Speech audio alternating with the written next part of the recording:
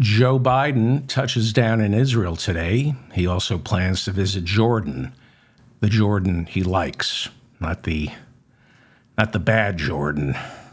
The race for Speaker is now a marathon. Jim Jordan didn't have the votes and decided not to go for a second round on Tuesday, even though in the lead up to Tuesday's balloting, he said he would sit there and go all night. But Jordan's wife knew otherwise. When Jordan got the nomination Friday night, there were 50 hard never Jordans. Everyone figured he was a placeholder, sure to go down to defeat, while Republicans worked behind the scenes to cobble together a real candidate for Speaker. But by Monday morning, it was believed he had whittled it down to a workable 10. And by Tuesday morning, many of us were terrified that, just like right after January 6, the Republican rank and file would get in line and fold from not-so-veiled threats from Jim Jordan and his right-wing gangsters. Many of us feared a new reign of terror was about to fall over Washington, with Jordan taking orders from Trump. We were looking at government shutdowns and a Congress that would purge the FBI and Justice Department of its funding to keep Donald Trump out of prison. The Speaker has a lot of power, especially if all you want to do is take a wrecking ball to the whole system.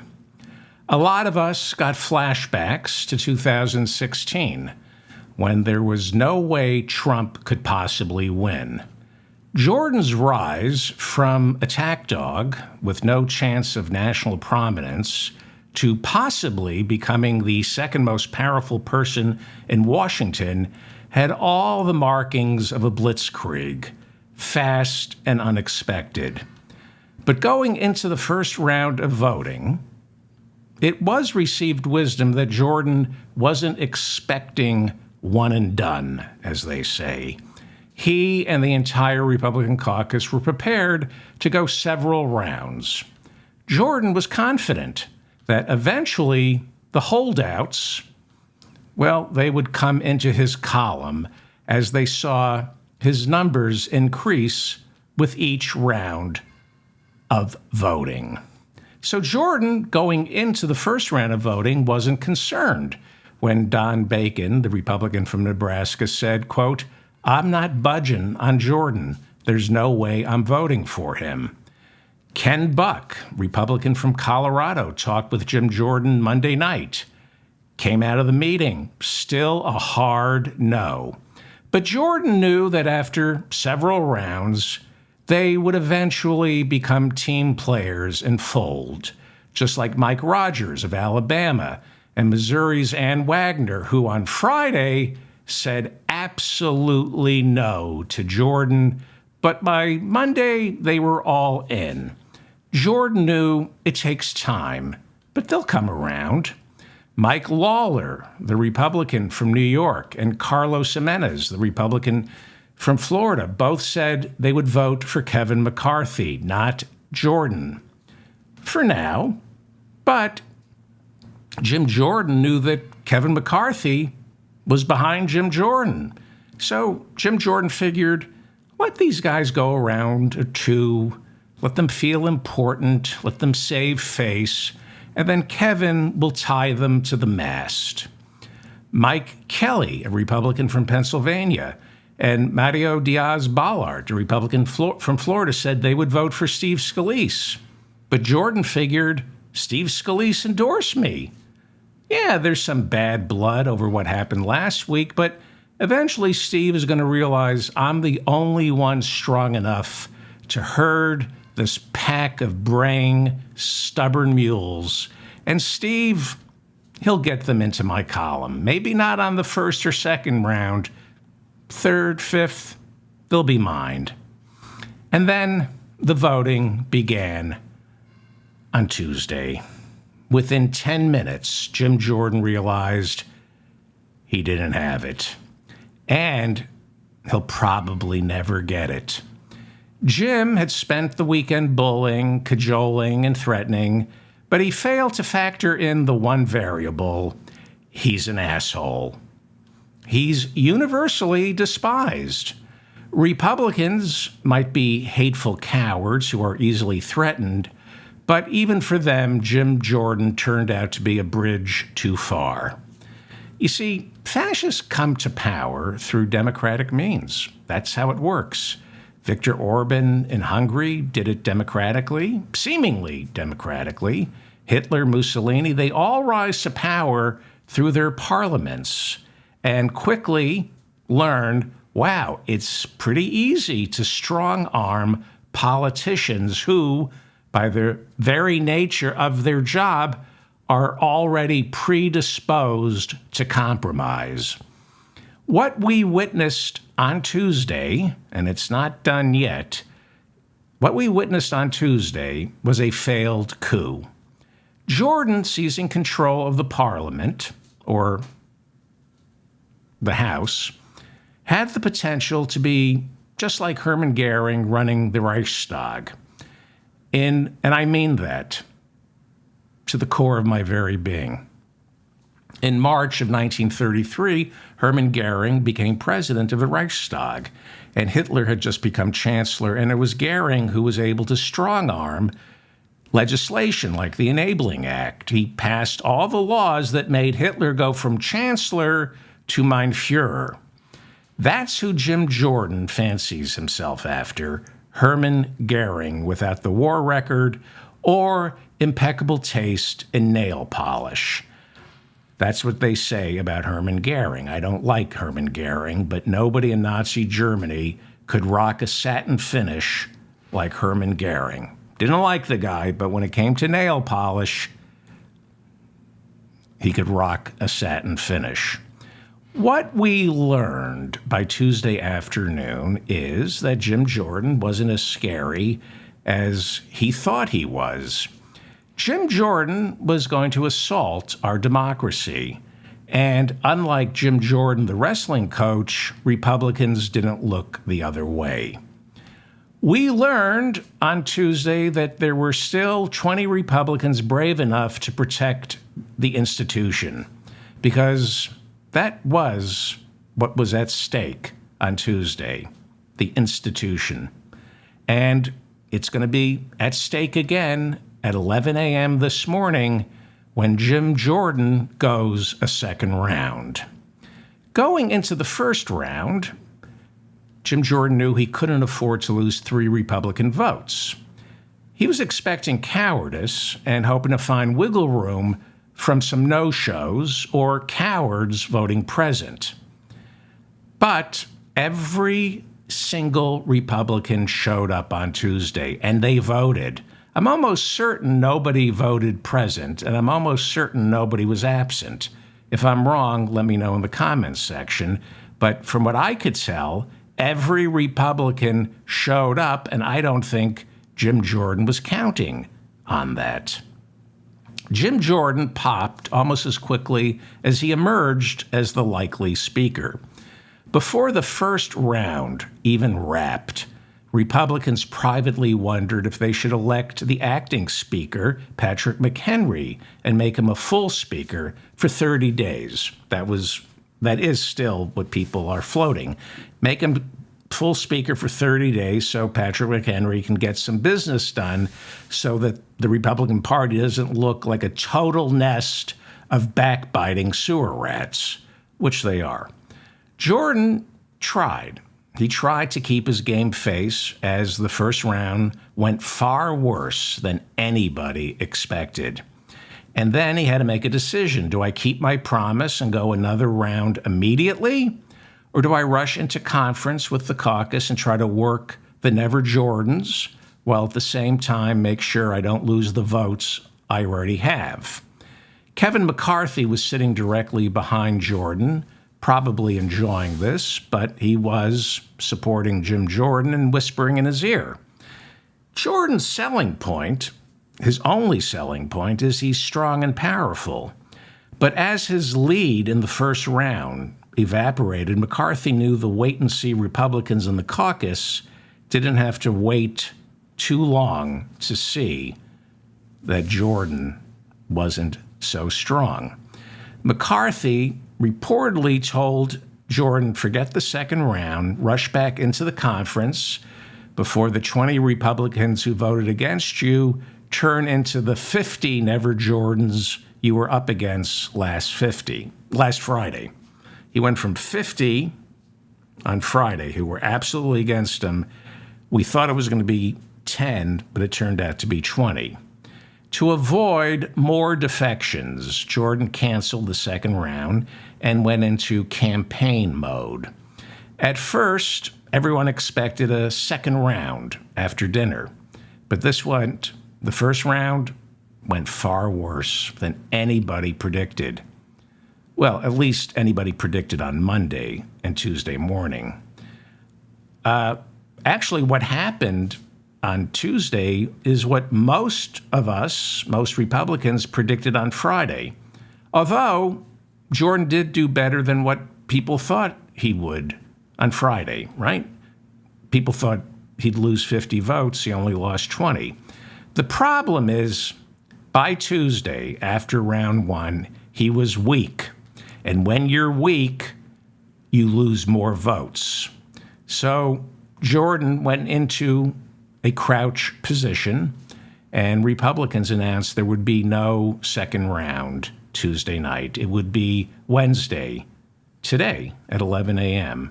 That's a lot of time for Jim Jordan to work the phones, but it's also a lot of time for him to look even weaker. I am not sure more time will staunch the bleeding. It will be interesting to see if there even is a vote on Wednesday, today, at 11 a.m. I have been right and I have been wrong, and I'm not predicting anything because now I'm hoping. I'm hoping they cancel today's 11 a.m. vote. If there's no morning vote, Jim Jordan is done. Again, I'm not predicting that this is going to happen because this is no longer a game. This is serious. It's not a horse race. It's not political theater. Jim Jordan is a very dangerous man. And everyone in the Republican caucus knows he's a very dangerous man. And if he somehow pulls it out of the fire and becomes speaker, then we are dealing with some nasty anti-democratic forces who have gotten emboldened since January 6th. They've gotten wiser and much more dangerous. Now, assuming Jordan isn't playing a completely different game, and he's just assuming he's not going to steal the speakership, assuming he's playing the game of democracy, Jordan is sunk. He flamed out. He is not Kevin McCarthy. Yes, 19 Republicans voted against Kevin McCarthy during his first round back in January, and it took him 15 rounds. Jordan has 20 Republicans voting against him in the first round. So on the surface, it seems close. McCarthy lost 19 Republicans. Jordan lost 20. It seems close, but it was a different time. Republicans now are desperate. They need to elect a speaker, anybody, and pass a budget. So all of that worked in Jordan's favor. The firebrand became the compromise candidate. But he is still way too polarizing. And 20 Republicans, 20 brave Republicans, decided Jim Jordan makes the party look worse than complete paralysis and an inability to govern. Jim Jordan, and there's a growing consensus since he lost this afternoon, Jim Jordan as Speaker would serve as a bigger political liability going into 2024 than no speaker. Jim Jordan as Speaker would be a bigger political liability than no government, no budget, and a shutdown. That's how dangerous and politically toxic Jim Jordan is, and the American people know that, which is why he has to steal elections. Again, by the time you hear this, Jordan might have seized power undemocratically. Let's not forget, Jim Jordan was instrumental in January 6. He helped Donald Trump try to steal the 2020 election. So he may succeed undemocratically. But if we're talking about getting the speakership fairly, he has nothing to offer. He can't win. In January, Jordan had bargaining power. Unlike McCarthy in January, Jordan has no bargaining power because Speaker Kevin McCarthy took it all away from him back in January. That's when Kevin McCarthy made the deals, when he handed out all the plum committee assignments and chairs. Jordan has absolutely no bargaining chips. There's nothing he can give to anybody. All he can do is repair his damaged relationships, soothe a couple of egos, and do what he does best, threaten people. In fact, threatening people is all Jim Jordan really knows how to do. And with 20 standing up to him on Tuesday, a lot of the 200 Republicans who didn't stand up to Jim Jordan are starting to feel like cowards this morning, probably because they are. But some of them, because they feel dirty for voting for Jim Jordan, they're more prone to defect, because a vote for Jim Jordan in the second round that he loses will make you look even weaker. Jordan did far worse than he thought he was going to do. But the question remains, can an election denier accept defeat?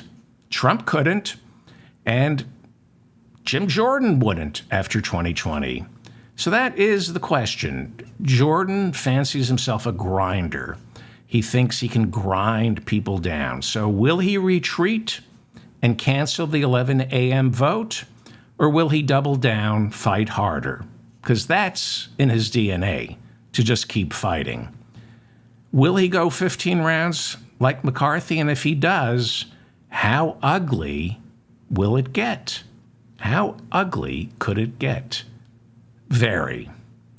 Jordan asked Steve Scalise, who is the majority leader, who, again, I don't like any of these people, but if there were a logical progression, Steve Scalise right now would be made speaker. He's the majority leader.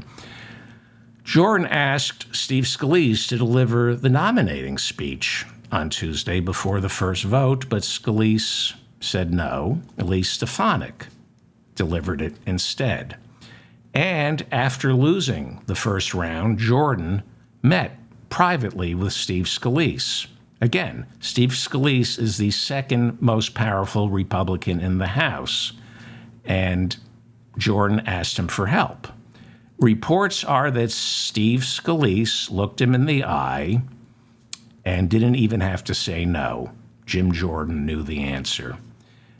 Scalise is the majority leader, and he beat Jim Jordan last Wednesday. Do you remember? It's hard to keep track of all this. Steve Scalise was nominated to be speaker on Wednesday, but Jordan would not accept his defeat. He was an election denier on Wednesday when he lost to Steve Scalise.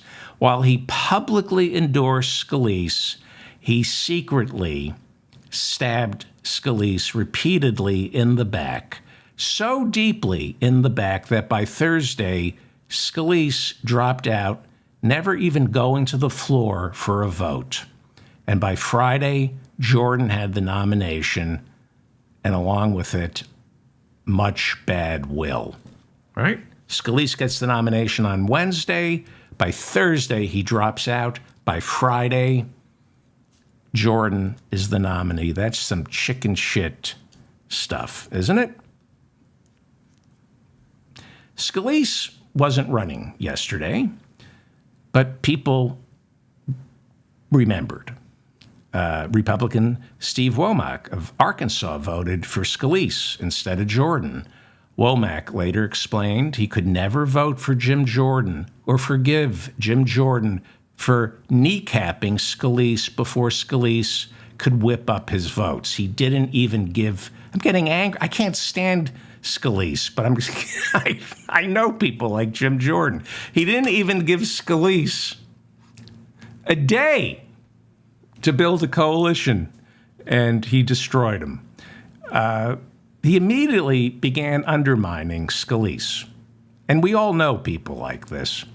How many coworkers have done this to you? Or how many times have you been in a senior position where you've been there longer and, it's your turn to give out the orders and someone like Jim Jordan comes in and says, mine, I want it, mine.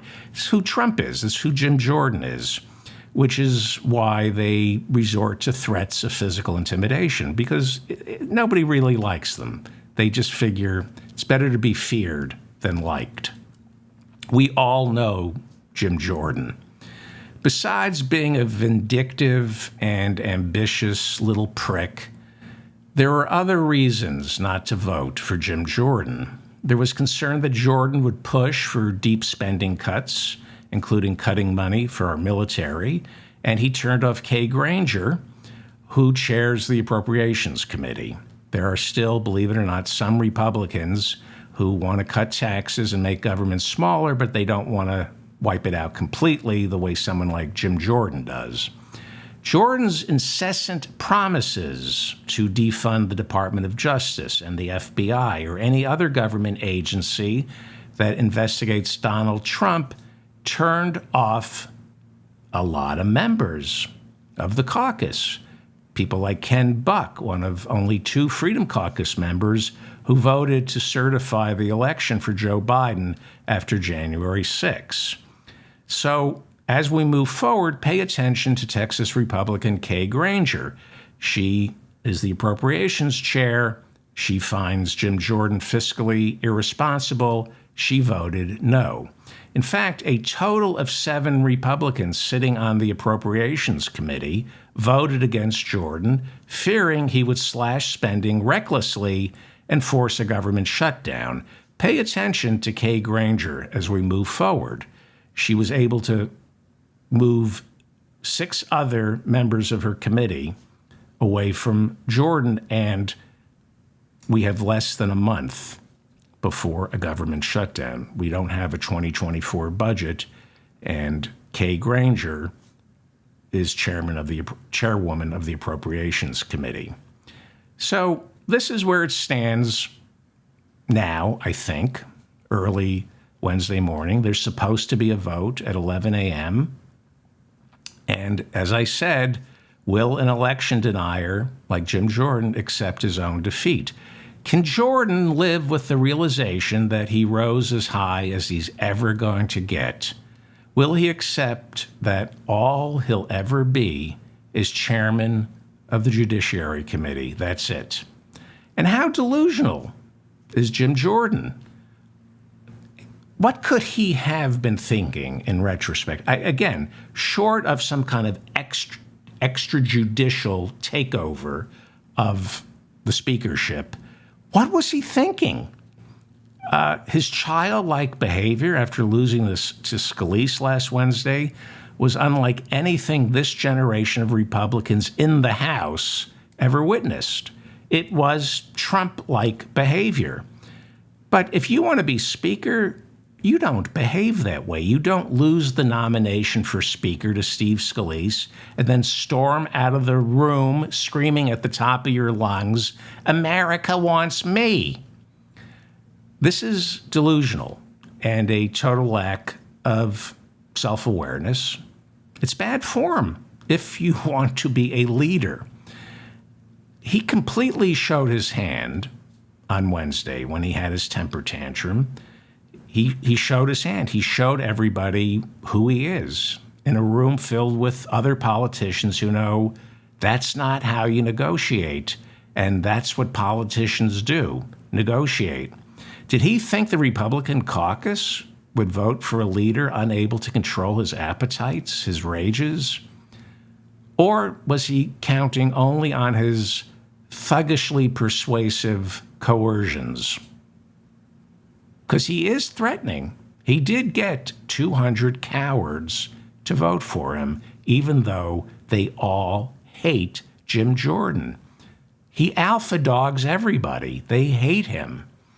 Jordan's sudden ascendancy on Friday belied a Trump-like contempt for his fellow Republicans, who Jordan most assuredly sized up as gutless cowards, easily steamrolled into submission. Jordan figured a caucus that stood for nothing wouldn't stand up to him. And it looked like that was about to happen, and it still might, but I doubt it. Because Jordan, in the end, is delusional. He can't cut deals. He can't make friends. He's humorless.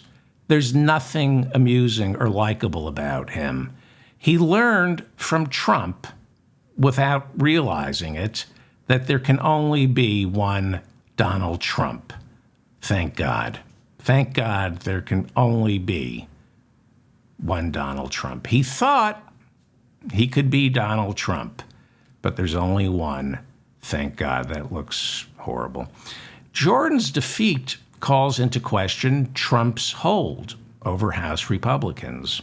Trump was busy endorsing Jordan right up until the vote, working the phones. So are we witnessing, through the defeat of Jim Jordan, Republicans trying to take the party back from Trump, at least in the House of Representatives?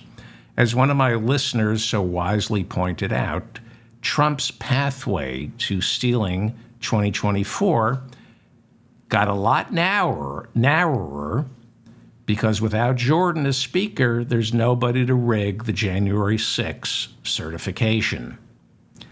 January 6 was hanging over the roll call vote. January 6 was the ghost in the room. And no other candidate for Speaker is as intrinsically linked to January 6 as Jim Jordan. And for Republicans to have crumbled under the weight of his MAGA-funded bullying, well, it would have turned 2024 into a painful slog of lies and shutdowns. And Republicans were forced to decide on Tuesday whether they were in Washington to serve Trump or the American people. Thankfully, 20 realized they're in D.C. to serve the American people. There are still bad actors, anti-democratic fascists out there. Amy Kremer, who organized the Stop the Steal rally on January 6, is one of them. She runs Women for America First, which, according to the New York Times, put out a hit list Friday of Republicans opposing Jordan. Many Republicans privately said that Amy Kremer's hardball tactics over the weekend were both scary, insulting, and smelled too much like the January 6 insurrection. She serves as a reminder that Jordan is more interested in salting Carthage than healing Washington. Republicans flew back to D.C. Monday and met in the evening. Ken Buck of Colorado came at a Monday night's meeting of the caucus, insisting he was still a hard no on Jim Jordan, but he said he and Jim Jordan were going to meet privately later to go over his concerns. But on Tuesday, after meeting with Jordan, Ken Buck voted for Tom Emmer, the Republican whip, not Jordan. Why?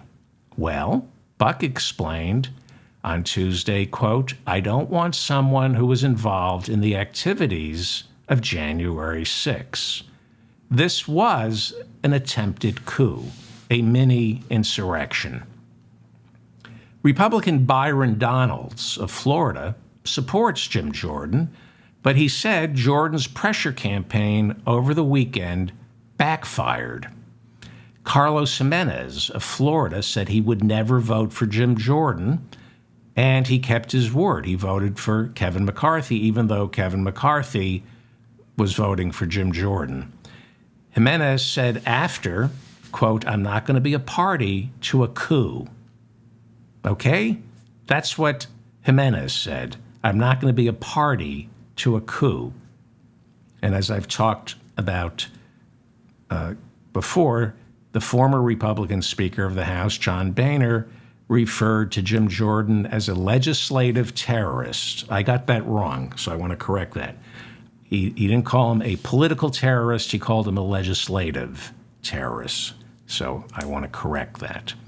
Congressman Don Bacon, Republican from Nebraska, he warned that a vote for Jordan is rewarding bad behavior.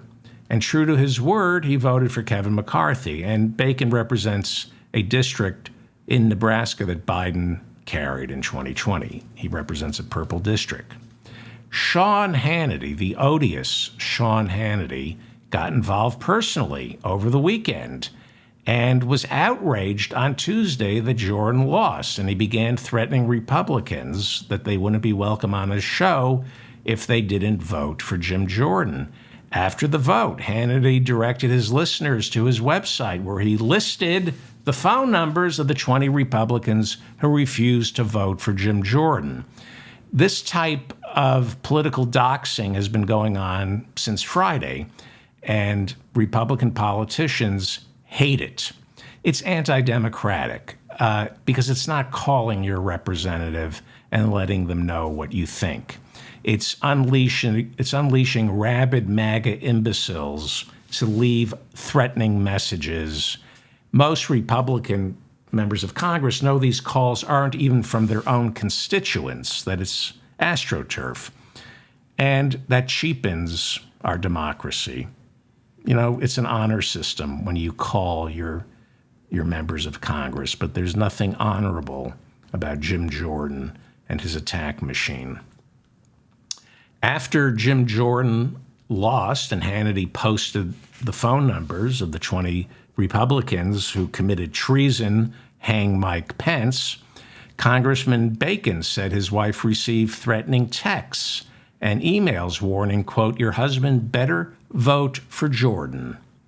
Florida Republican Mario Diaz-Balart said of these calls and the threats from Jim Jordan surrogates in the House, quote, "The one thing that will never work with me, if you try to pressure me, if you try to threaten me, then I shut off."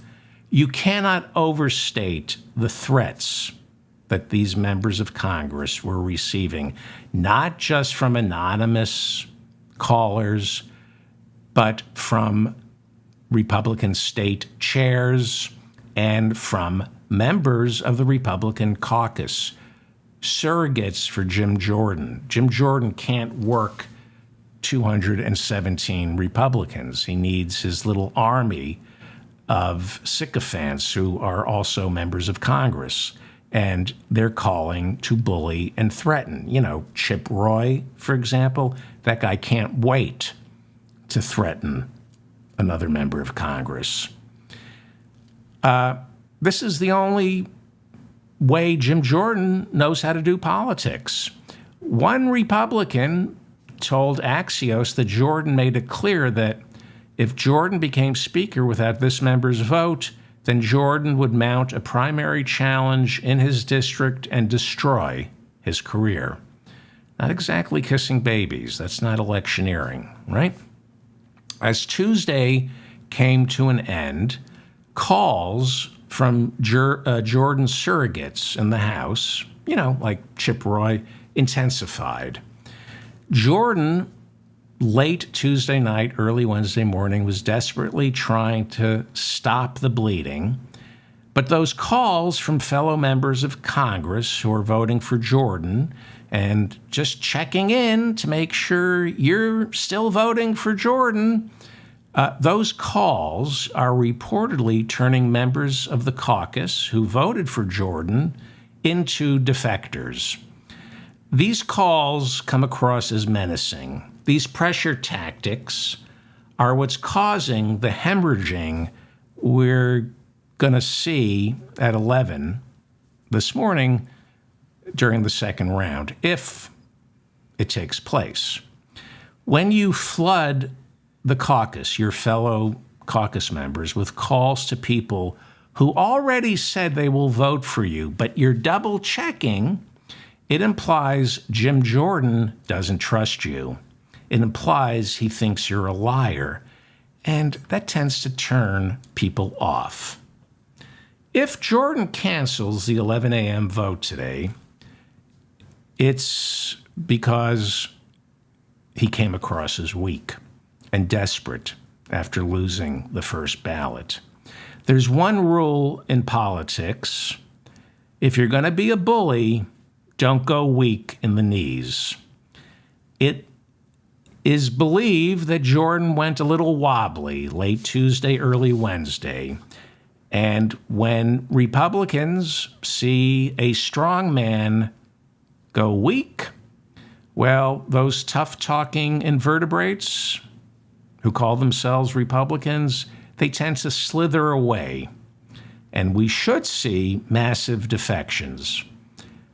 Again, I am not horse racing this because I think we're out of the woods, but again, Jim Jordan doesn't believe in democracy. So who knows what he'll do to become speaker. But if the system holds, it's going to be because Jordan got weak. He appeared weak.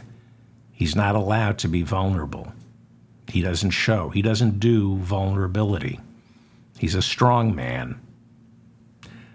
Whether he somehow pulls this off, right? Where am I here? Hang on. There you go. Whether Jim Jordan somehow pulls this off, the fact is, Jordan will be a horrible speaker. Not just for the country, not just for Democrats, but for his own party. He showed us, in fact, what kind of speaker he would be on Tuesday by losing the first round. Jordan's whip count going into the first round told him he would lose by a respectable 6 votes. That count of 6, made it wise for him to go to the floor. But he lost by 18. He lost by 20. Lost by 20. The first job of speaker is being able to count votes. And he failed. If you can't count votes, you shouldn't be speaker. And that was the rap against Kevin McCarthy, that he wasn't good at math. Because, as yesterday's Washington Post reported, Jim Jordan, for nearly 2 decades in Washington, never passed a single piece of legislation. He doesn't know how to be a coalition builder. He's just a wrecking ball. He doesn't know how a bill becomes law. Often, members of Congress will find themselves voting not for the bill, but for the sponsor of the bill, or the leader twisting their arms. You need to be liked to get things passed. Not only feared, liked. And it's more important to be liked than feared in the House of Representatives. In the end, Washington, thankfully, still seems to run on relationships.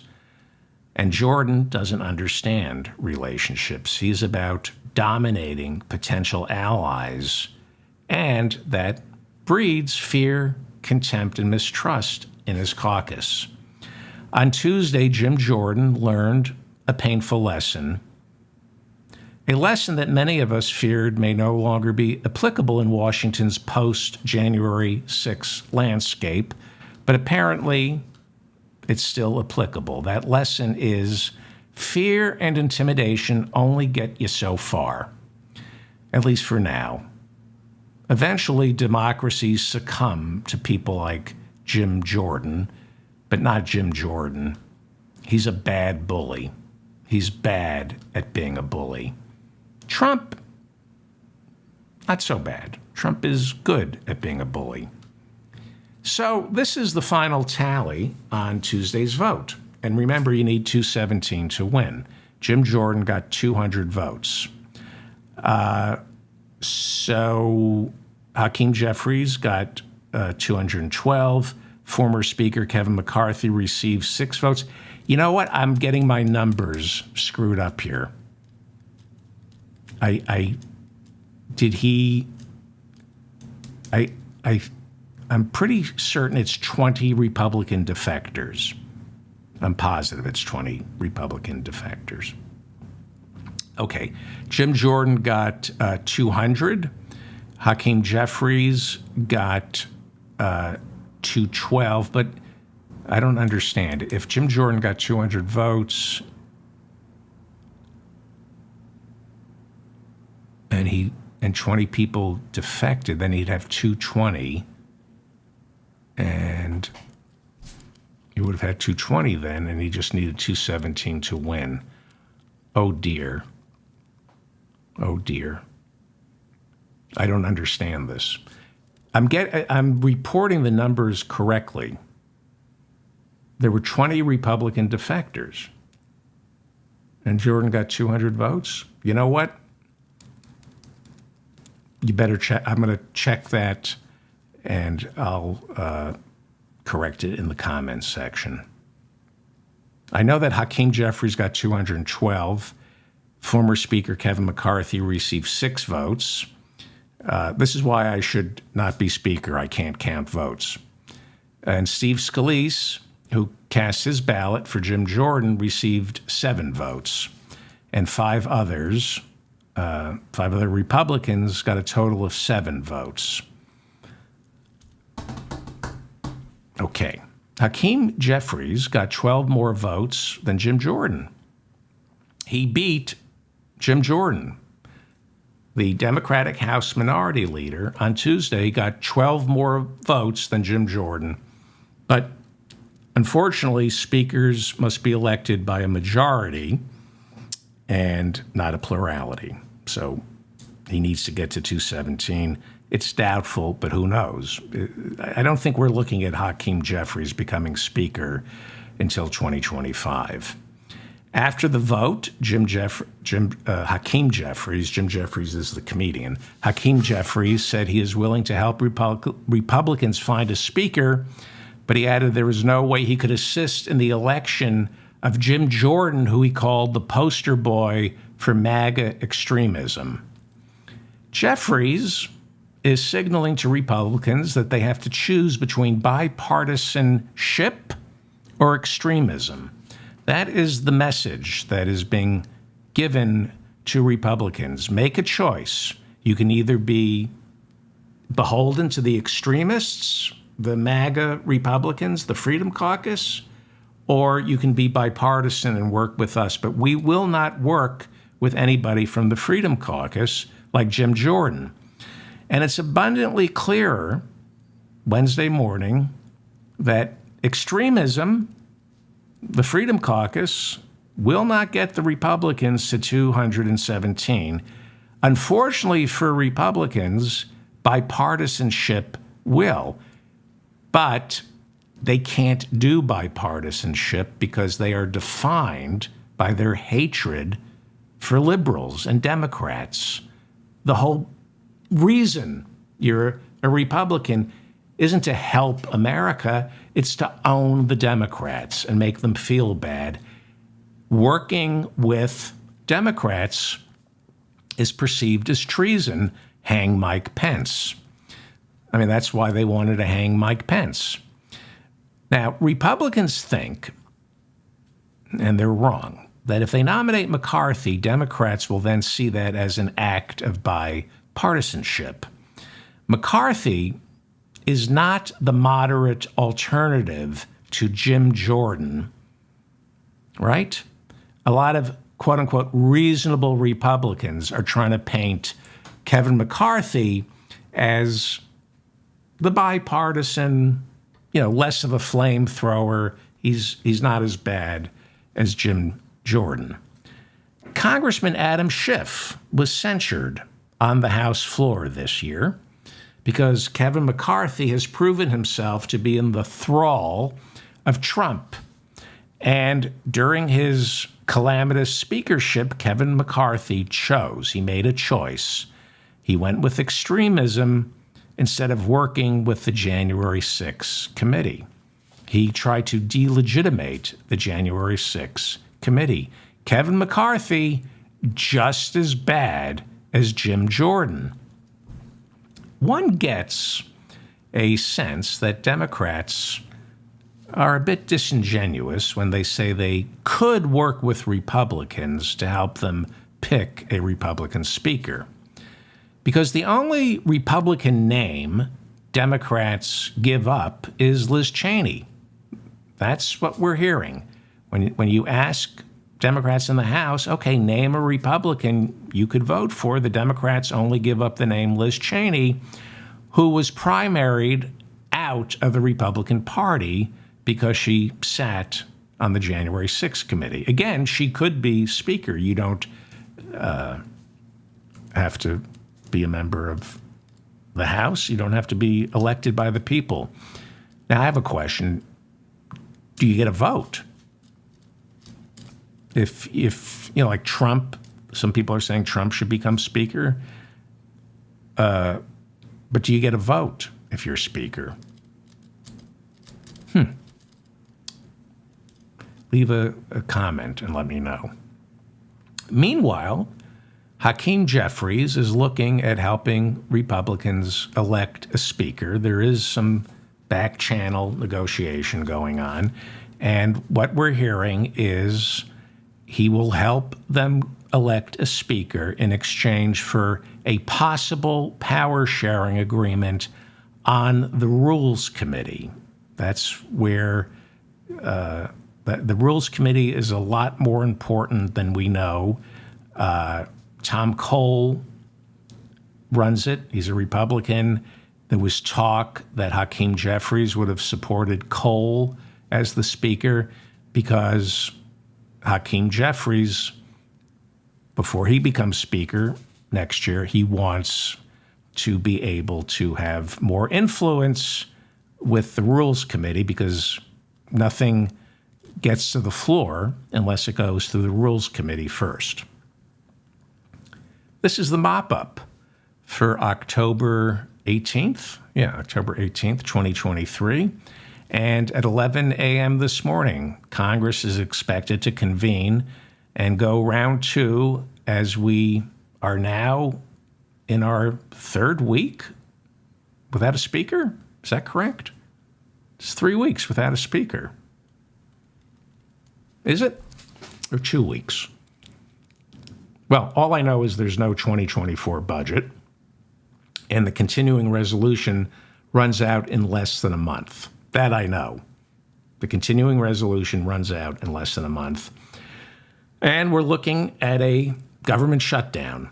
In fact, during the candidates forum on Wednesday, when Scalise and Jordan were running for Speaker, they both admitted that there will be no budget ready by November 17th. So it is conceivable that in less than a month, we will be facing a government shutdown with no speaker, which is exactly what the Freedom Caucus wants, right? Because then you can't fund Ukraine or Israel. You also can't fund border security, which is what the Freedom Caucus wants. So Joe Biden's looking a lot better. You know, he mumbles, he's quiet, he's boring. That's what he promised. He promised he would be boring. This is, anyway, Mr. Excitement, Donald Trump. His civil trial for fraud continued on Tuesday in New York City. Trump was there and told reporters this trial is the beginning of communism. This trial is the beginning of communism. Well, you know, if we learned anything from this trial, Donald likes to exaggerate. So it's probably 1/3 of a beginning of communism. He once again stood in front of the courtroom and told reporters a lie about Mar-a-Lago. He is so upset that people say Mar-a-Lago is worth $20 million. He said it's worth $1 billion, $1.5 billion, 750 million. I'll go as low as 750 million. It's worth a fortune. It's the most expensive house probably in the world. And they said it's worth $18 million. That's what he keeps blaming the judge for saying it was worth $18 million. No, that's what you told the tax assessor in Palm Beach. You signed on to it being worth $18 million. And it turns out, because you're an idiot, you bought a piece of property and signed away all the rights to develop it, and you took more tax breaks by doing that. It's in a historical trust, Mar-a-Lago.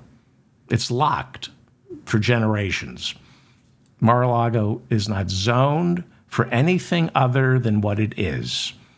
And you can't change that. It's zoned to be a private club in a building that is preserved by the Palm Beach Historical Society. You can't tear it down. You can't subdivide. It's against the law. You'd be breaking contracts that you signed. What you did do, however, and that's why you've been found guilty of fraud in this already have been found guilty of fraud. What you did do, Donald Trump, is you borrowed against Mar-a-Lago and told the banks it was worth $500 million. That's what you did do. And they didn't do their due diligence. They lent you the money, which you used to pay back the Russian mafia with. That's the money you stole from the Russian mafia. You're an idiot, okay? You're an idiot. How is it possible that we're actually still worried about this guy? New Mexico prosecutors say they are now ready to recharge Alec Baldwin with involuntary manslaughter for the accidental shooting of a cinematographer on the set of his movie Rust back in 2021. Baldwin is expected to be brought before a grand jury in November, as prosecutors say they no longer believe the gun was tampered with. Instead, they are thinking of charging Baldwin for being reckless on the set and ignoring safety protocols when handling a gun. The FBI says violent crime is now down to pre-COVID levels. But let's hire more police. Murder and manslaughter has fallen by 6.1%. But we need to hire more police. Forget social workers. Spend all our money on police and prisons. Rape is down 5.4%. Property crimes, car theft, stereos, car radios, whatever you call them these days, property crime is up 7.1%. So the problem is property crime. It's bad. It's up 7.1%. Police don't prevent property crime. Social workers prevent property crime. Union jobs prevent property crime. Building more prisons, giving the police more weapons will not keep your car stereo secure. Better schools, making certain that families have enough food, bringing down the cost of rent by building more public housing, free tuition at all public universities. That brings property crime down. Hate crimes are up a little less than 1%.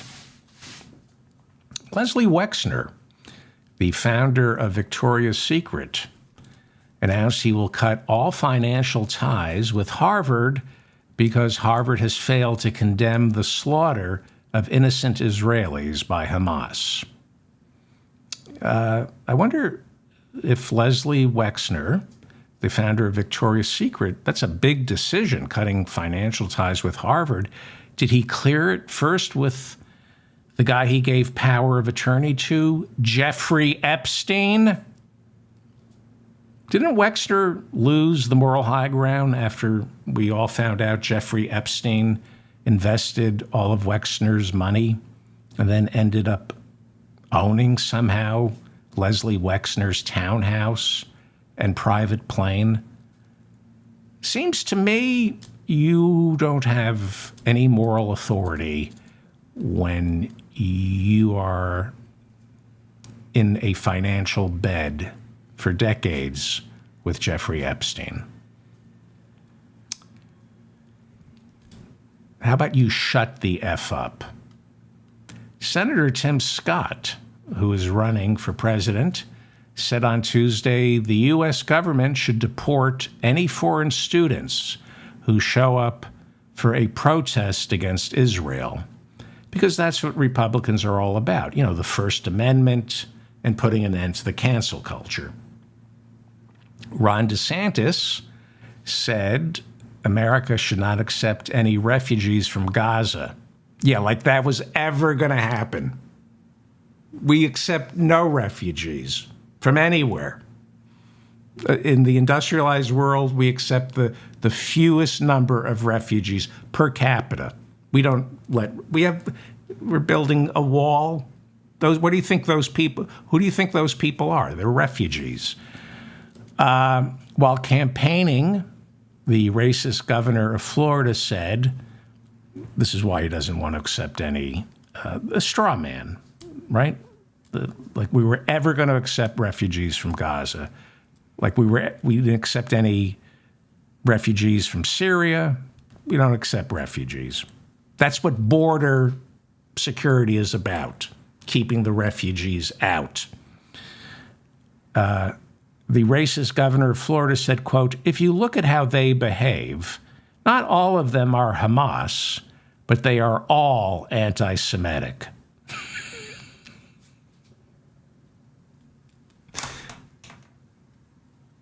Who talks this way? Who talks this way? You know, when I go for a walk, I think horrible thoughts, partly because it's funny, and partly because maybe I drank too much coffee and I just want to go into a dark place. But you don't articulate that and expect to get elected president. But apparently now in America, you do. I'm not giving up. They're going to give up. I'm not leaving. I'm fighting these people. They're wrong, and I'm right. They're wrong, I'm right. All right. As many as 500 Palestinians could be dead after an airstrike destroyed a Gaza hospital. Hamas is blaming Israeli missiles, and Israel is blaming a Hamas rocket that misfired. President Biden arrives in Israel any minute, may be there already.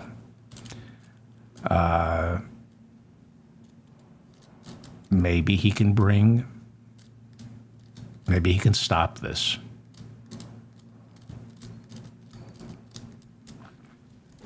At least 15 journalists have been killed in Israel, Gaza, and Lebanon since the fighting began. All right. That's it.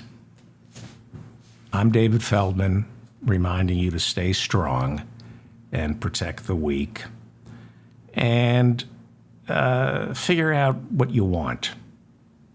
Do you want to spend your time arguing whether or not the people who slaughtered all those innocent Israelis are terrorists or militants? Do you want to spend hours fighting over semantics? This is what's going on now.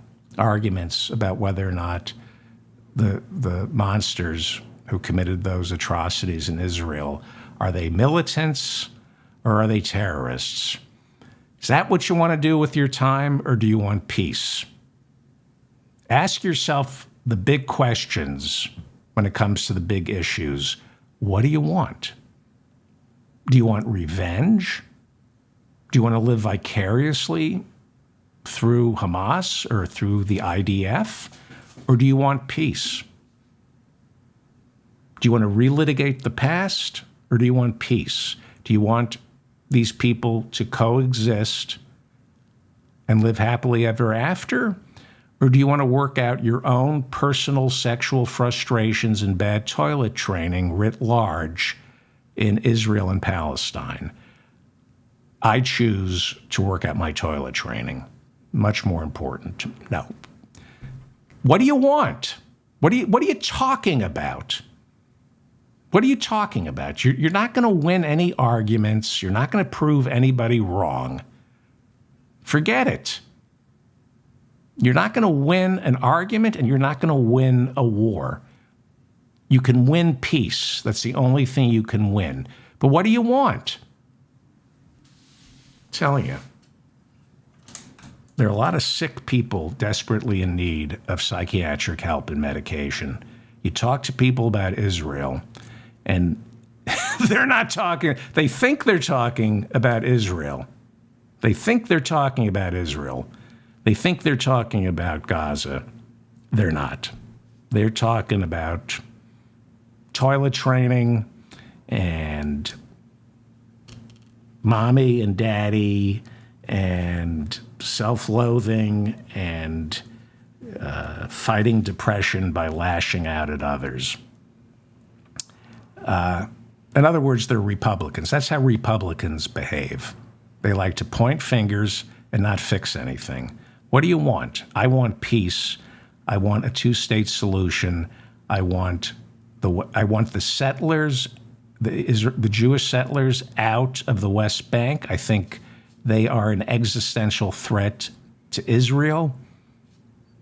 How do you get those monsters out of the West Bank? It's very complicated. Simplify it. If you're for peace, you're righteous. If you're for revenge and war, you're ignoble. You're wrong. I know that. What am I supposed to do here? If you have any medication, please send it to me. No, please like this video, this show, this audio, so it remains in your feed. Please leave comments. And I screwed up the numbers, I think, on the tally. I'm pretty convinced Jordan lost 20 Republicans. But then he got 200 votes. And if he got those, I don't know. I can't do the math right now. Leave a comment. Please share this. Please subscribe. And go to my website and subscribe to my newsletter. Thank you for showing up. 12:05 tomorrow, I promise. All right. Bye.